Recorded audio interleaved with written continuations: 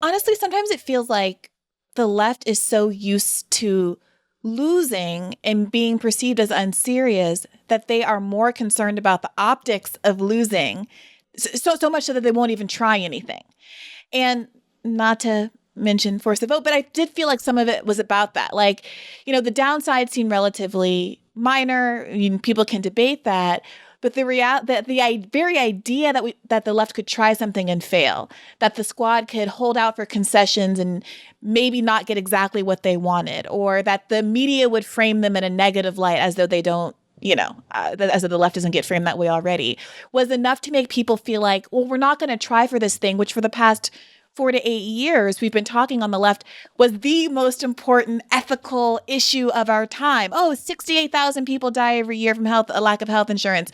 Oh, we're in the middle of a pandemic. It's like, did these things matter enough to take a risk and at least make an effort, or did they not? And then the other thing that compounded that frustration for me is we talked a lot in the context of the campaign and this broader movement about how appealing these ideas are, because they are kind of these fundamental humanitarian, like very core, essential concerns for working people. And we said, if we bring these issues to the people, they will come. If we present these options, the people will come. And that was the whole Bernie pitch. And suddenly in the context of these kind of new internecine fights, we have leftists arguing that, well, people don't really like Medicare for all that much. The polls aren't really that accurate. And it's like, holy smokes, if you actually believe that, then what are we even doing here? Like, are we actually on the same team? And what is your political plan? Because the left, the only thing that really does empower us, in my view, is how appealing our message is and how many people are so oppressed that they have a deep, deep need for it. I don't know. That's more of a comment than a question.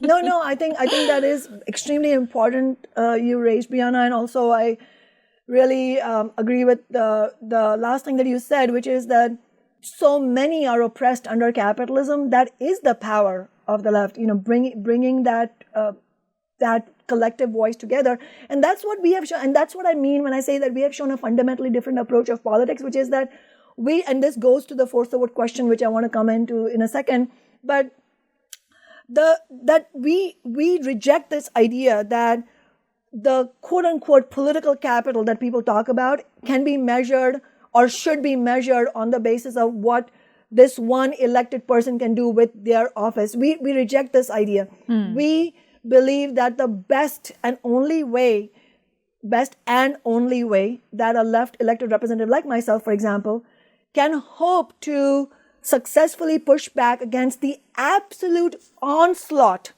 of opposition from the Democratic establishment and big business. And believe me, it is a David versus Goliath situation. And you cannot hope to change that completely ruthless status quo of balance of forces unless you have something on your side. And who are you going to have on your side? It's going to be working people. So unless elected leaders understand that their primary and indeed best task, best contribution to social movements has to be to use their office to build those larger movements, we are not going to succeed. I mean, I said in a recent article that I wrote about Force the Vote is that as long as our leaders on the left believe that it is about parliamentary arithmetic and insider tactics, it is going to be a death knell for the movement. If we don't understand that really what it is about is building those larger movements. And I think, I don't agree with the people who say that, well, Force the Vote is the past, let's not talk about it. No, it is precisely what we should talk about, because in our minds, at least from socialist alternative and I standpoint, it was never about that one question, that one moment, that one vote. It really represented a deeper question that the left needs to seriously grapple with, which is, at the end of the day, what is the strategy for the left to break the stranglehold on politics, the power that the Democratic and Republican establishments have? And we are speaking in the wake of the January 6th attack by the far right on the Capitol building. And it's a grim reminder for us that the Trump may have been defeated, but Trumpism and right populism has been far from defeated. And the most urgent question for the left is, over 70 million people voted for Trump. how are we going to win the vast majority of them? And it is, how are we going to win them? It's precisely by building a fight back on the demands that will build solidarity on a principled basis around Medicare for all, around Green New Deal jobs, around the question of that has angered so many people who have turned to Trump because there is nothing else on offer. And that's why when Bernie Sanders dropped out of the race, that's what happened. I mean, unbelievably as it sounds, Donald Trump, after 4 years of being president, once again was able to pose as the alternative. Con man that he is, he was once again able to pose as that alternative. And so really the question is how, concretely, how are the squad, which is now a greater number, we have Jamal Bowman and Cori Bush have joined them. How are we going to use those, how are they planning to use this position that they have inside the Democratic Party? And unless they have a serious understanding of how they need to be in conflict with Nancy Pelosi, not going along with her or voting for her, we're not going to have those answers on the left. And that is why we would connect those questions of what the squad should do also with the question of a new party, because clearly you cannot avoid that question. So that's exactly what I wanted to ask you. I wanted to ask you what you would advise strategically going forward from Force the Vote. Obviously, that particular moment of leverage around Nancy Pelosi's speakership has dissolved, but we do still have a very narrow margin in the House in which progressives could continue to try to vote as a bloc, extract leverage. And there's this other question of how much emphasis the left should be putting on third parties, given the reluctance we just saw for the people who are Democrats in the House, at least, to be oppositional or as antagonistic as some on the left would like to see them being. Yeah, I think that is very much the question that is also connected with the other looming question that we were talking about earlier, which is how do we defeat the far right? How do we bring people who are otherwise left to the right wing, ordinary working people who could be won over? I think the terrain we're going to see is that obviously, as we are seeing, the Biden administration will offer some substantial COVID relief. They're also talking about the $15 minimum wage. I think more than anything else, it shows the tremendous pressure that they are under, just given the heightened expectations from ordinary people that, well, we voted against Trump. Now you need to show how you're in contrast to that disastrous regime.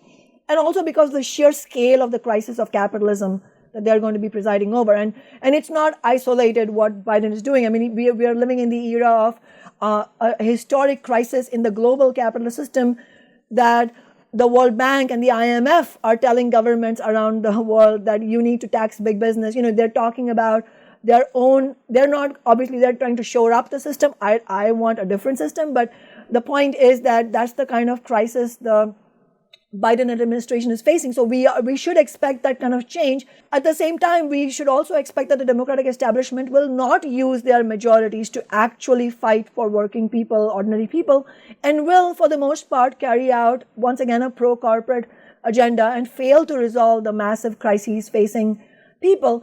And all of that is going to end up increasing the legitimacy of right populist ideas. And so, given that, the question is, how are we going to present a different approach to it?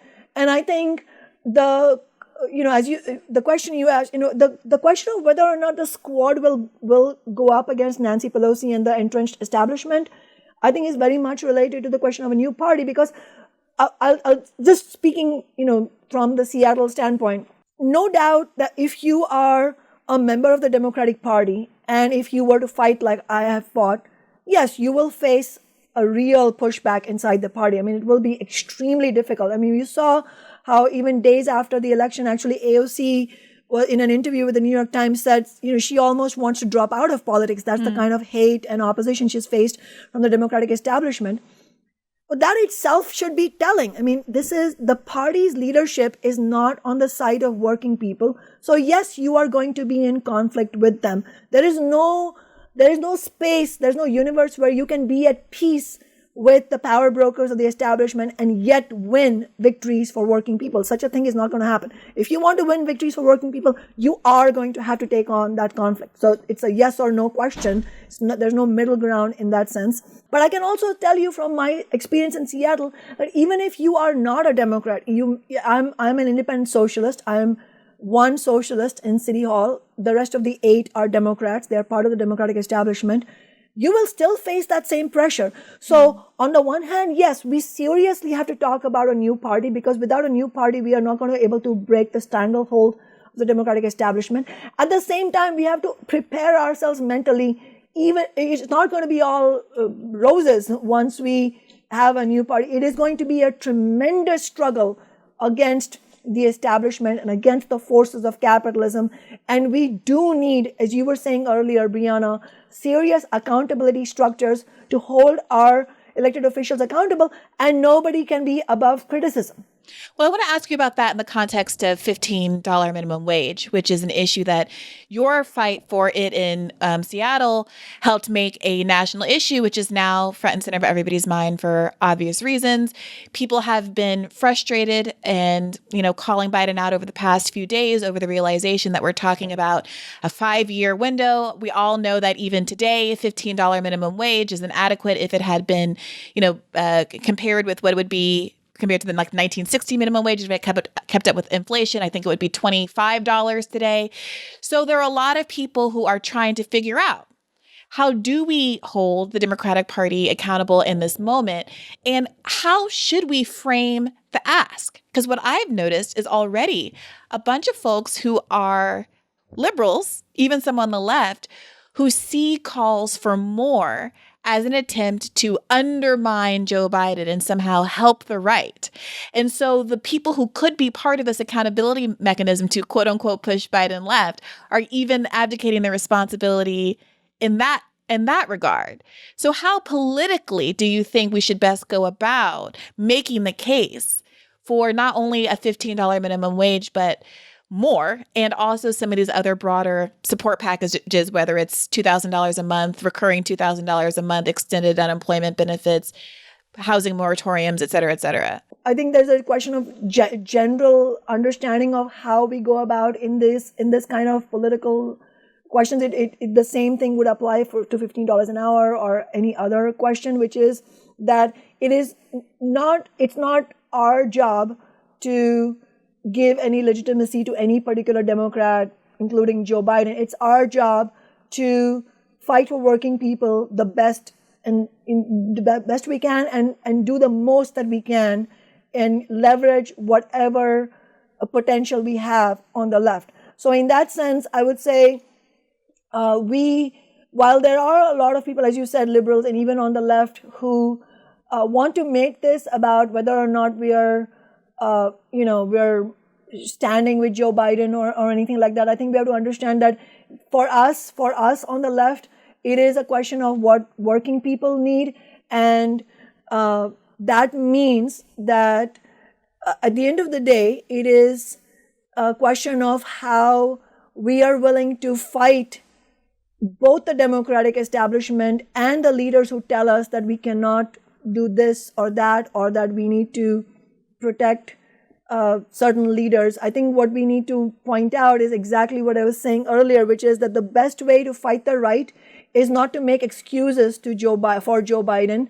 Yeah. The best way to fight the right is to unite ordinary people on a common fight back. And I think Medicare for All is a very important question that cannot be put aside for several reasons. One, obviously, we're in a pandemic.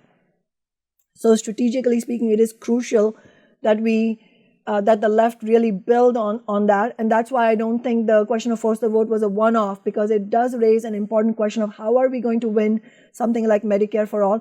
We are not going to win Medicare for All by an insider strategy where you think your political capital depends on whether or not Nancy Pelosi is happy with you. Well, Nancy Pelosi is never going to be happy with you if you're going to fight for working people, because Nancy Pelosi is not on the side of working people. It's as simple as that.